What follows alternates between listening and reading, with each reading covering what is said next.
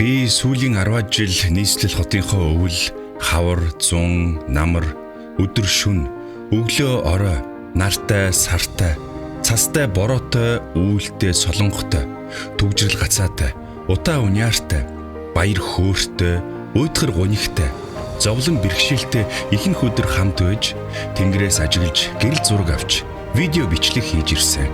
Тиймдээч би энэ хотын хэмнэл, дуу хоолой, хүсэл мөрөөдөл бүгдийг мэднэ. Энэ хот бол зүгээр нэг газрын зураг дээрх цэг биш.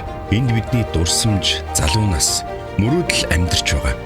Өглөө бүрийн анхны нар, орой бүрийн гэрэлт бид энэ хотын амьсгалыг мэдэрдэг. Утаан донд ч итгэл, түгжирлийн цаанч хүсэл, борооны дараач гэрэл байгааг би харсан. Алдаа оноо, сорилт бэрхшээлтэй бидний Улаанбаатар хөгжид цэцгэлэхийн төлөө урагшилсаар л байна. Хот маань өндөрт сүмдэрлэж, урт зам барьж, гэрэл гэгээ нэмж, алдаагаа засч, шинийг бүтээж, өдрөөс өдөрт өнгө нэмсээр л байгаа. Хот гэдэг ганц хүний бүтээл биш. Хамтын зүтгэлийн үр дүн.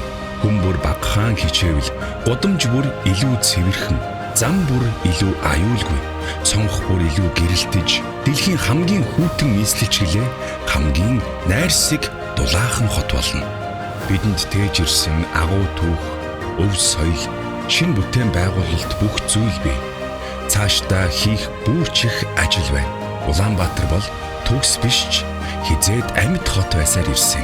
Бидний үр хүүхэд, дүү нар, залуучууд нийслэл хотоо авч явна.